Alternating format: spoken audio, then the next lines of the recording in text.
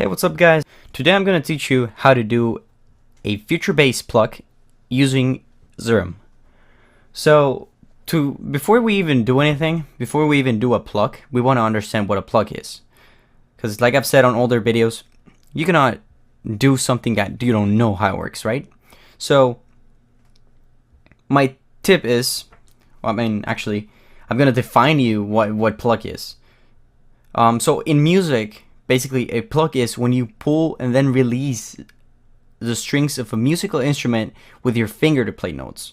So, if you study actual instruments sounding like a pluck, you can understand how much sustain, how much decay, how much release they usually have. And that way you can basically reverse engineer what a real pluck is, and then put it into your own music. So, in order to make something, our sound like you pull it and then quickly release it, we need to play around with this knobs over here, which are the attack, decay, sustain, and release. So basically the ADSR. So on envelope 1, which is the one that controls the global envelope, we want to play around with this one. So let's play the sound, the MIDI that I have from Cymatics. It sounds like this.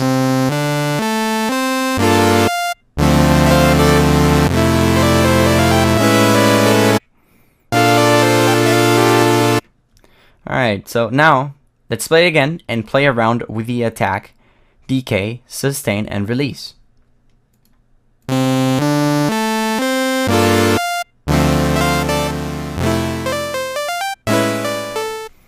As you can see, that already sounds kind of like Pluck.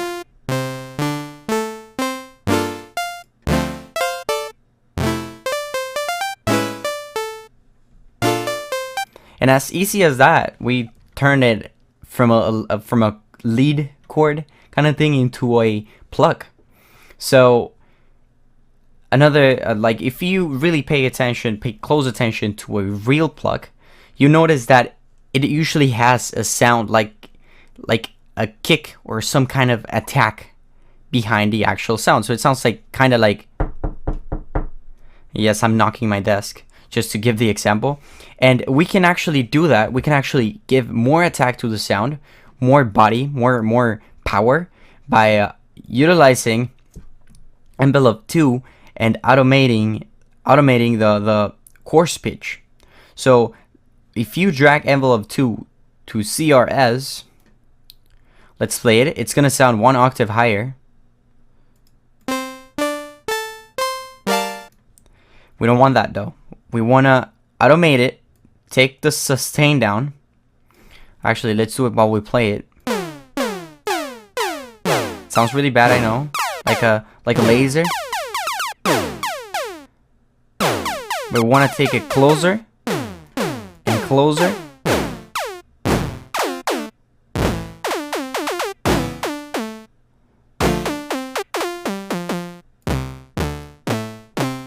And then take it 1 octave higher.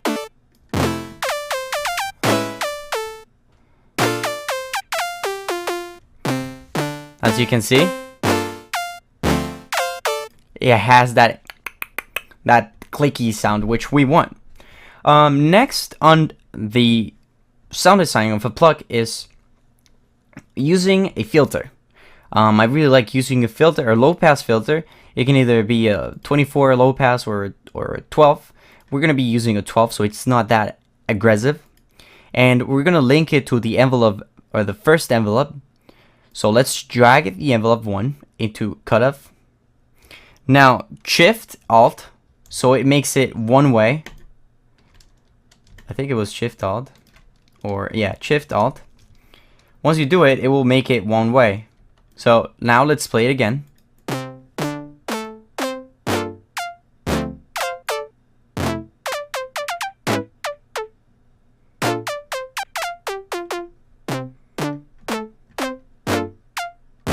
And that sounds very much more like a pluck. So another thing that I also like doing is automating the level so the volume of the oscillator. So drag it into the oscillator, first oscillator, take the volume down, and then make the envelope go to where it was supposed to. So it follows the actual envelope volume. So it sounds like this now. That's very short, so let's make it longer, utilizing the decay, around almost 600.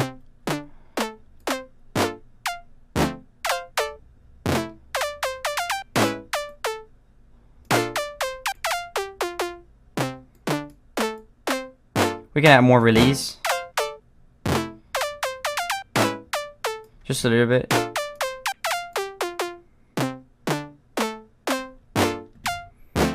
Alright, so now, in order to make it less boring, well, first of all, boost the drive a little bit, so you give it more volume. You can push the res a little bit up.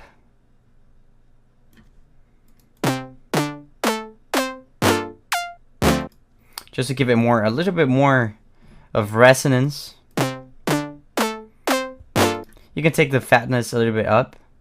Just a little bit.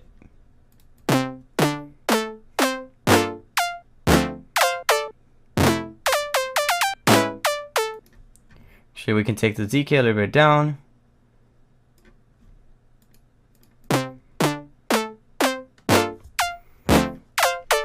And now, like I've said, in order to make it less boring, we want to change the wavetable, because usually the wavetable is a way the sound works. So the texture, let's call it the texture. This is how we change the texture of the sound. So I think Cymatics Essentials wavetables, there's one called Digimon that I like. It sounds like a marimba kind of sound. So let's play it.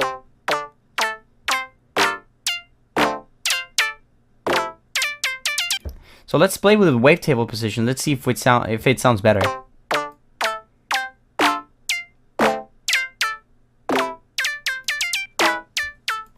What I like doing is taking the phase down and the random phase all the way down, so it always sounds the same.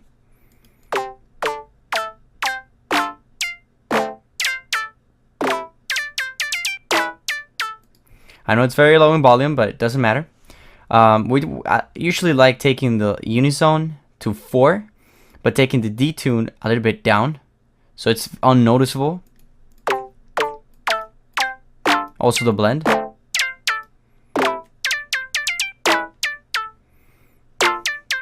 So that changed the whole idea of the pluck. Now it's not just a simple wavetable, simple sawtooth.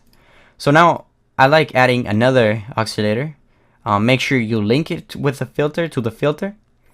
I'm gonna use number 2 of Digimon 2. Let's solo it. Let's play it back.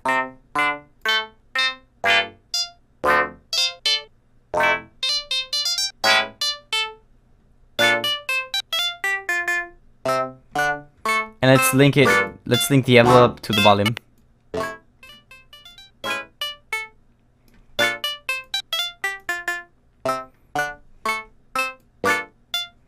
Let's put some unison. Not as detuned. Take the now both of them.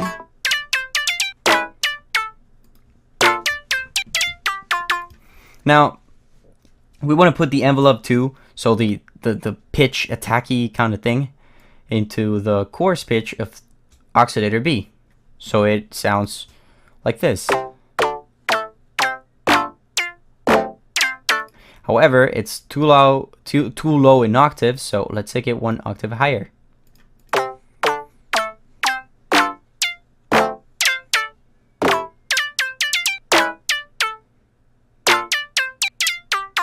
Kind of sounds like a little voice.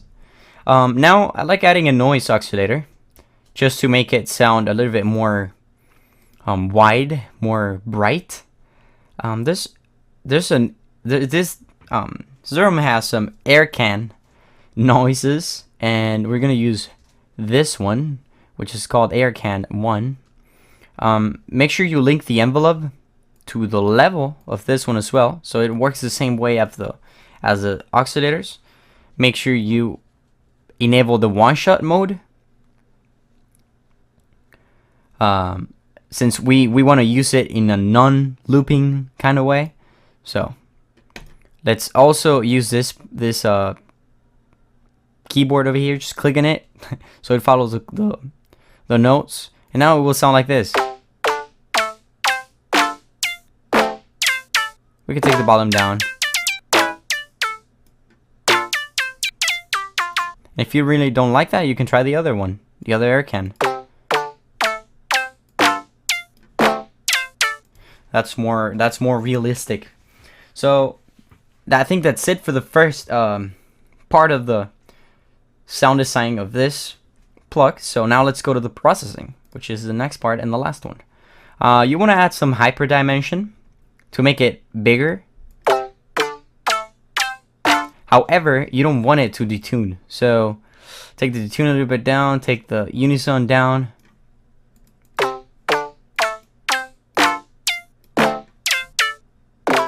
So that's good for it. Now we want to add a distortion.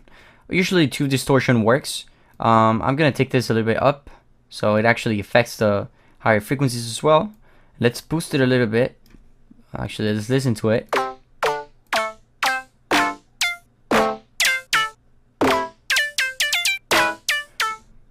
Do not overdo this one. We don't want to ruin the sound. Now I like using phaser to give it a different flavor, a different kind of tone. So take the rate down, and then maybe put. Let's actually listen to it.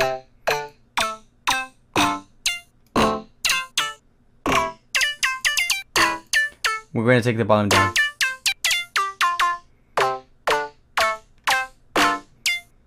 It's a little effect, so without it, it sounds like this. And with it, it's not really affecting it. It's like so small, but it makes a difference. Now we're gonna add a delay. I usually add a fast delay on the right, like about 132, something like that.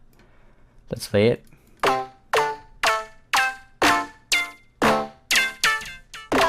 If you hear a lot of future bass, you'll notice that they usually work like this. Like it's like really fast delays. Let's take the delay feed a little bit down, maybe the mix a little bit as well. Let's get rid of the lows just by lowering this one.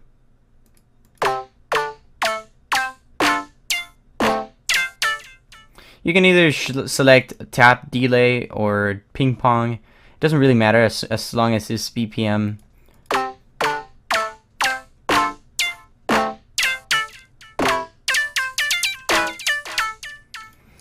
Tap delay usually does a really cool effect for future bass, so I really suggest you use it or try it out. The way it works is like it's kind of out of beat. I don't know. It's really cool. So now compression.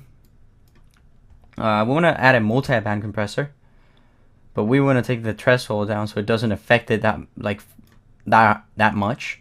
Maybe the ratio like 2:1. Then the attack all the way down, because it's a pluck. It starts all the way down. Now we're going to push the gain a little bit up. Or a lot up.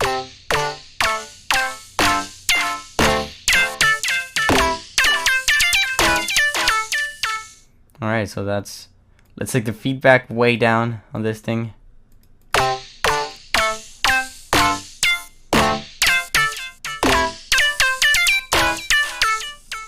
Alright, that's cool. Actually, I'm gonna add more highs. I'm gonna take the noise a little bit down.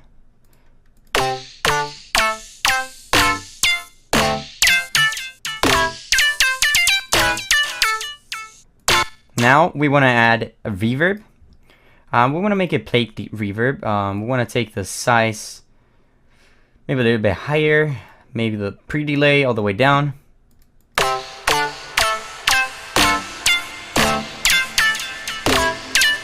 We want to cut the lows. We want to cut a lot of the lows. Actually, the size, we can take it down.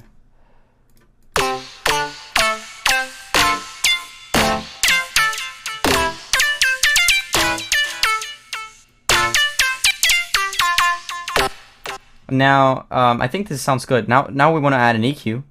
Get rid of the lows. Some of the lows. Play it again.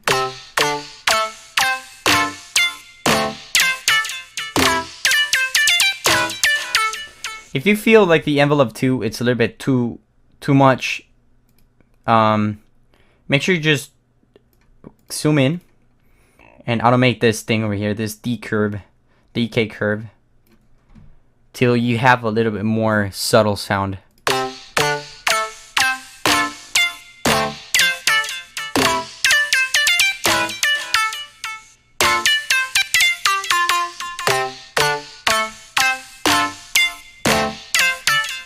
So I think that's pretty cool. Actually, let's take the BPM all the way to 140, something like that, just to get a better idea of future bass.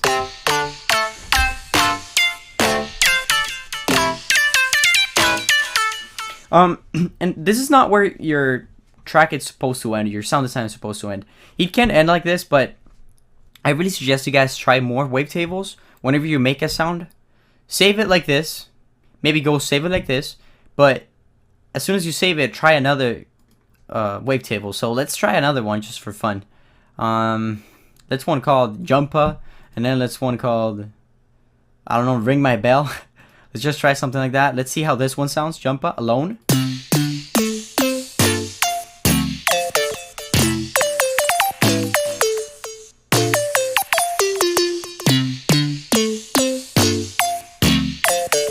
Also, feel free to use warp effects like sync.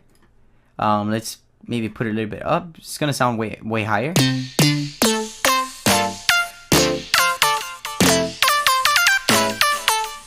And maybe you can try it with the other one. Let's see how it sounds alone.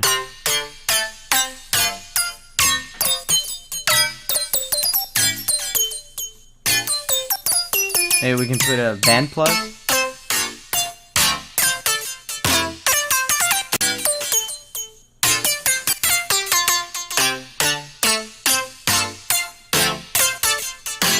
And then together they might sound cool. Who knows?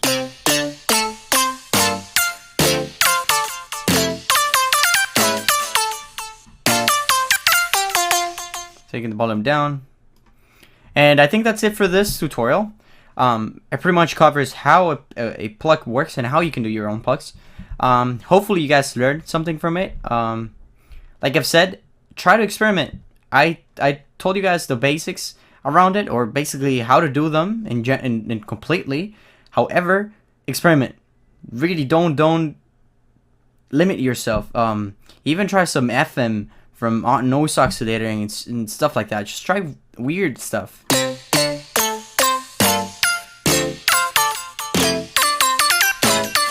You don't know what you're gonna get if you don't do something accidental. So learn what you're doing, so you know what. So like study what you're doing, so you know what you should do, and then do accidental stuff, such as trying different wavetables out of nowhere and stuff like that, so you get a good sound that you didn't even think it was possible. That's my tip for today. So see you guys later. Have a good day.